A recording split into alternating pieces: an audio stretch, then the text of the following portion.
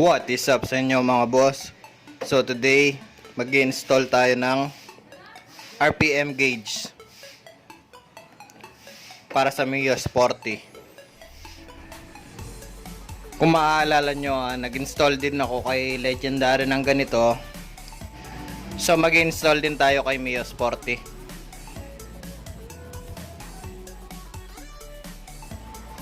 So ayan, na-unbox na natin to kay Legendary, kaya hindi ko na siya i-unbox. Pero bago to mga boss. So ito siya. I-explain ko na lang sa inyo yung wiring niya. Meron lamang siyang 5 na wire. 2 mahaba at saka 3 maiksi. So itong 2 mahabang wire na to, positive negative lang to para sa backlight o sa ilaw ng RPM gauge. Tapos itong 3 wire na to, isa dito is negative, isang positive at saka yung isa na itatap natin sa signal. So first, kailangan muna natin siyang hanapan ng pagkakabitan. Since na meron na siyang bracket, dito ko siya ilalagay sa right side mirror. So tatanggalin lang natin yung side mirror.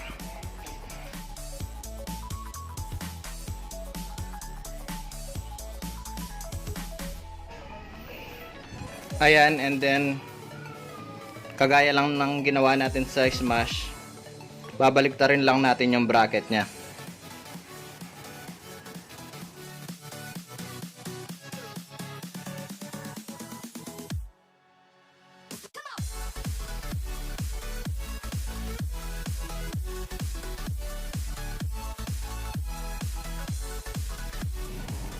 So wiring na tayo.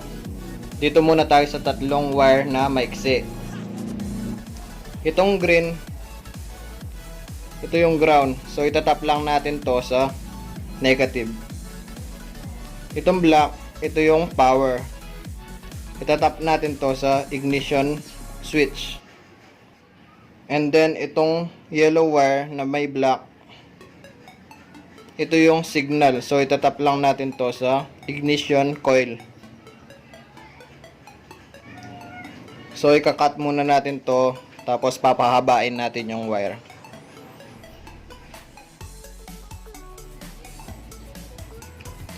Ayan na mga boss, yung 2 negative sa RPM, pinagsama ko na lang.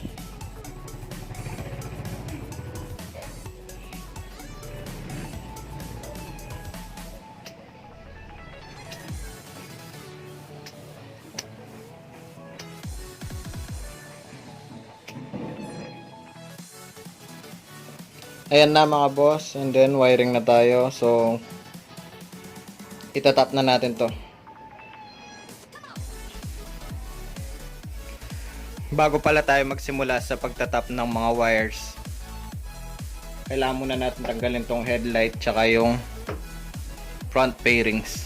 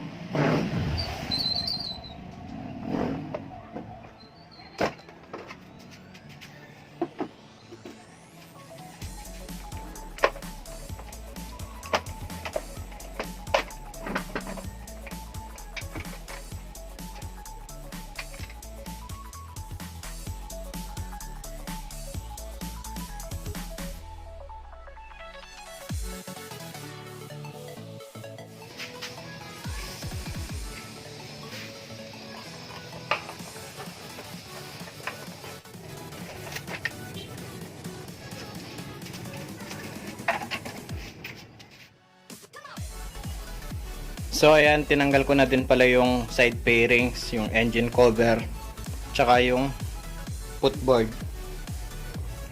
Yung sa grab bar, optional na lang yun. Pwedeng tanggalin nyo, pwedeng hindi nyo. Nasa sa inyo na lang yun mga boss. So ayan na mga boss, meron na tayong access sa ignition coil. Pero hindi ko siya itatap dito. Tatap ko na lang siya dito sa puting socket na to.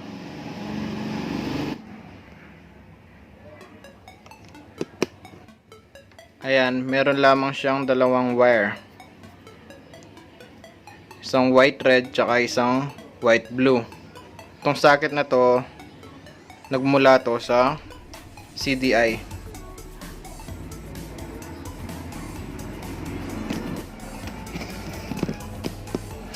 Ito yung CDI. Ayan, meron din siyang white red tsaka white blue.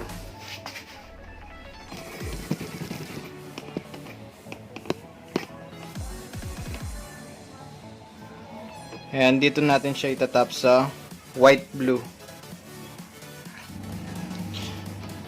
So ito yung yellow na black o yellow and black wire sa RPM gauge na itatap natin dito sa white blue ng CDI.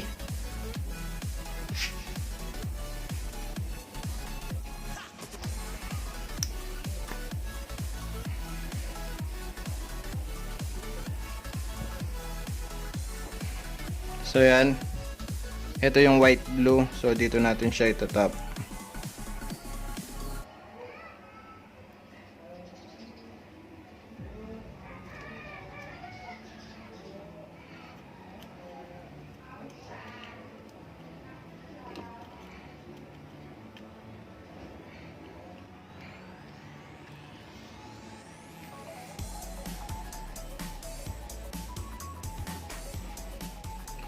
So na-install na natin yung yellow black wire ng RPM gauge sa white blue ng CDI. So ito namang black ng RPM gauge ang i-install natin o itatap natin. Itatap lang natin siya, pwede sa ignition switch, yung accessory wire. Pwede din dito sa red na socket na may brown na wire kasi accessory wire din to.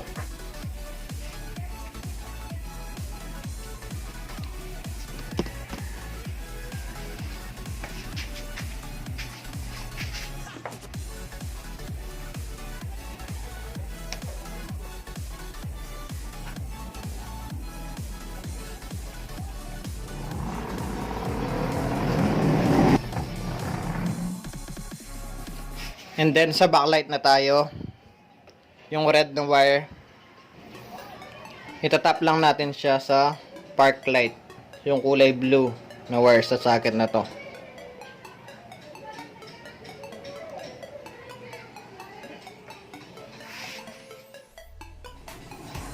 And then last, yung negative o yung dalawang negative, tatap lang natin to sa body ground o sa mga negative. Itong socket na to, meron siyang negative. Ayun, itong black wire sa tabi ng blue wire.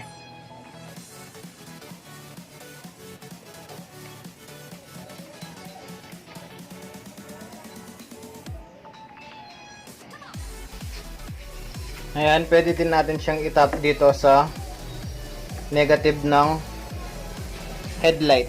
So dito ko na lang siya itatap.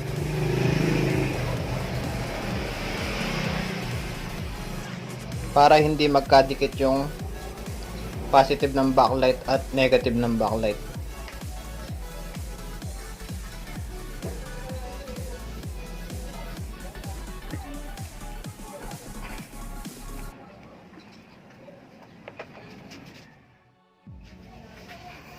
So ayan, ayusin na natin yung wiring. So ayan na siya mga boss. Na-install ko na lahat. So testingin na natin.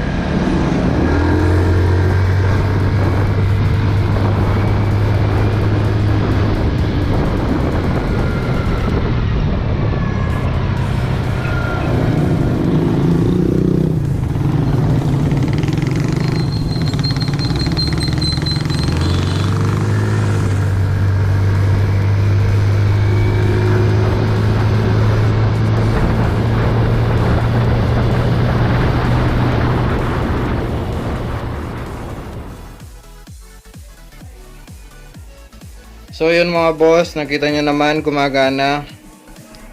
So at kung bago ka pa lang sa channel ko, please like the video, comment kayo ng suggestion nyo, subscribe kayo syempre, at click nyo yung notification button para every upload ko is ma-notify kayo. Yun lang mga boss, ride safe.